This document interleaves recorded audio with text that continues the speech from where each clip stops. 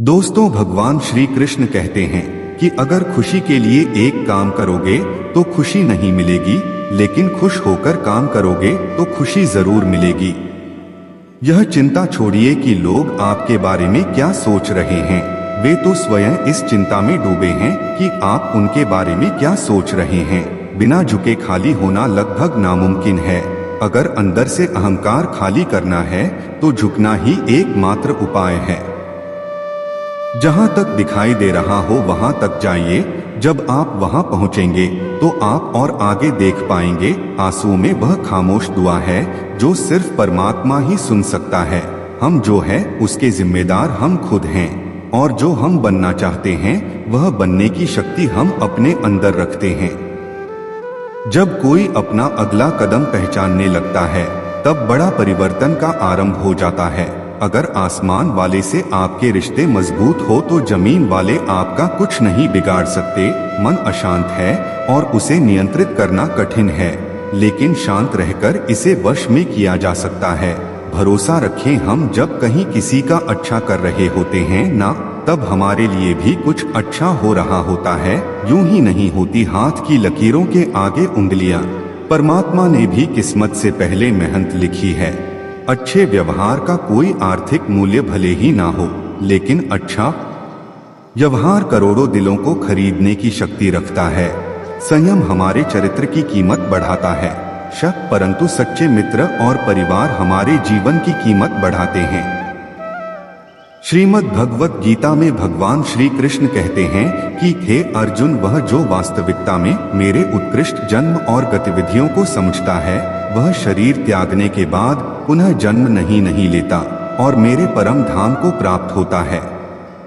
वह व्यक्ति जो सभी इच्छाएं त्याग देता है और मैं और मेरा की लालसा और भावनाओं से मुक्त हो जाता है, उसे अपार शांति की प्राप्ति होती है। जिस मनुष्य के अंदर ज्ञान की कमी होती है और ईश्वर में श्रद्धा नहीं होती, वह मनुष्य जीवन में कभी भी आनंद और सफलता को प्राप्त नहीं कर पाता। ईश्वर ने हमें जो कुछ भी दिया है वही हमारे लिए पर्याप्त है, और यही एक अटल सत्य भी है। संयम, सदाचार, स्नेह एवं सेवा, यह गुण सत्संग के बिना नहीं आते। कोई एक महापुरुष आत्मा को आश्चर्य की भांति देखता है, वैसा ही दूसरा कोई महापुरुष भी इसके तत्व का आश्चर्य की भांति वर्णन करता है, तथा दूसरा कोई अधिकारी पुरुष ही इसे आश्चर्य की भांति सुनता है, और कोई तो सुनकर भी इसको नहीं जानता। श्री भगवान कहते हैं, दुख सुख को समान समझने वाले जिस धीर पुरुष को यह इंद्रिय और विषयों के सहयोग व्याकुल नहीं करते, वह मोक्ष के योग्य होता है। कान्हा कहते हैं कि हमें किसी से भी अंधा प्यार नहीं करना चाहिए। हमारा किसी के प्रति अंधा प्यार हमें कभी भी आगे बढ़ने नहीं देता। खुद को इतना कमजोर मत होने दो कि तुम्हें किसी के एहसान की जरूरत पड़ जाए। जीत निश्चित हो तो अर्जुन हर कोई बन सकता है, किंतु जब मृत्यु निश्चित हो तो अभिमन्यु बनने के लिए साहस चाहिए। लोगों को इम्प्रेस करने की कोशिश मत कीजिए, आप खुद को इम्प्रूव कीजिए, लोग अपने आप इम्प्रेस हो जाएंगे। कान्हा कहते हैं, अगर जिंदगी का हर दांव जीतना चाहते हो तो बल से ज्यादा बुद्धि का उपयोग करना सीखो, क्योंकि बल लड़ना सिखाता है और बुद्धि जीतना सिखाती है।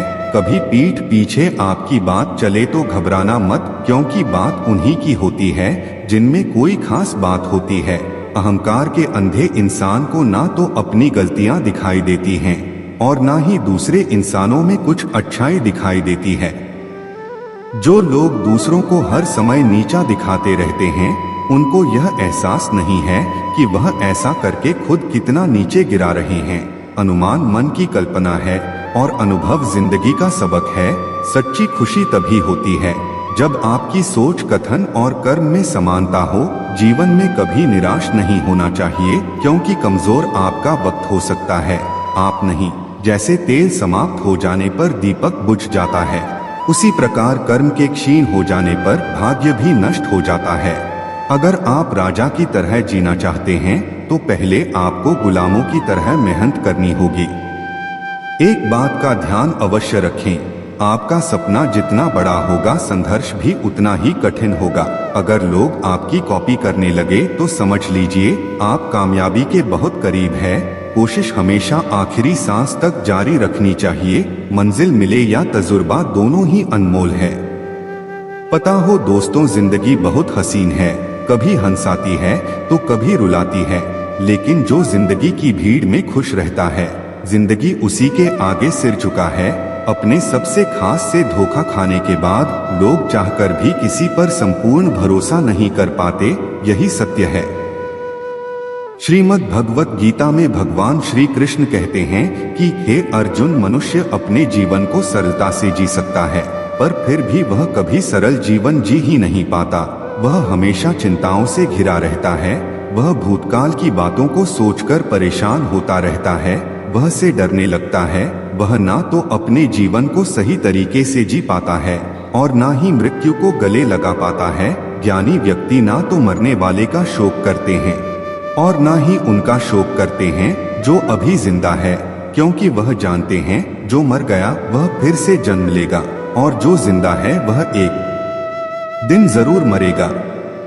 कर्म का नियम कहता है कि प्रत्येक घटना का एक कारण और प्रभाव होता है। समान रूप से किए गए कार्य के परिणाम अलग अलग हो सकते हैं। यह केवल इस बात पर निर्भर करता है कि वह कर्म करता किस प्रकार है। जिस प्रकार आग एक लकड़ी को जलाकर राख कर देती है, उसी प्रकार आत्मज्ञान आपके अंदर चलने वाले सभी द्वैत कार्यों को भस्म करके आपको आंतरिक शांति प्रदान करता है। कभी कभी अपने ही अपनों का ऐसा तमाशा बनाते हैं कि वह अपना कहलाने के लायक नहीं रहते। सोच भले ही नई रखो, लेकिन संस्कार पुराने ही अच्छे हैं। जिंदगी जब कठिन समय में नाच नचा जाती है तो ढोलक बजाने वाले अपनी जान पहचान वाले ही होते हैं। घोड़ा प्रथम वही आता है जिसका सवार अच्छा हो, और उसी तरह परिवार वही आगे बढ़ता है जहां मुखिया समझदार हो। जिंदगी में धोखा मिले तो उदास ना हुआ करो, बल्कि शुक्र मनाओ कि किसी दोगले इंसान से पीछा छूटा। परिवर्तन से मत डरो। अगर कुछ अच्छा खो सकते हो तो आप उससे भी अच्छा हासिल कर सकते हो। जो तुम्हें चाहेगा वह तुमसे कुछ नहीं चाहेगा, यही अटूट सत्य है। करने दो जो आपकी बुराई करते हैं। ऐसी छोटी छोटी हरकतें छोटे लोग ही करते हैं। अगर आपके कुछ अपनों ने आपका साथ छोड़ दिया है तो समझ लीजिए आपसे उनका मतलब निकल गया है। आजकल जो जितना सीधा और शांत होता है वह उतना ही खतरनाक होता है। दोस्तों, रिश्ते तितलियों जैसे होते हैं। जोर से पकड़ो तो मर जाते हैं, छोड़ दो उड़ जाते हैं। अगर प्यार से पकड़ो तो अपना रंग छोड़ देते हैं। मैं उसी बात का जिम्मेदार हूँ जो मैंने कही है, उसका नहीं जो तुमने समझी है। संबंधों को जोड़ना एक कला है, लेकिन संबंधों को निभाना एक साधना है।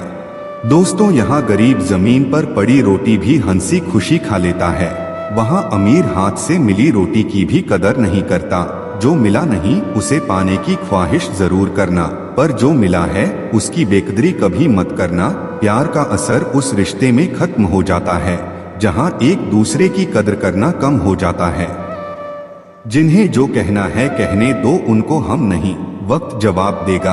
वक्त के साथ सब बदल जाते हैं। यार, प्यार और हालत भी क्यों भरोसा करता है तू गैरों पर, जबकि चलना है अपने ही पैरों पर। जिन्हें नींद से प्यार है वह सुहाने सपने देखते रहते हैं, पर जिन्हें सपनों की कदर है उन्हें नींद तक नहीं आती।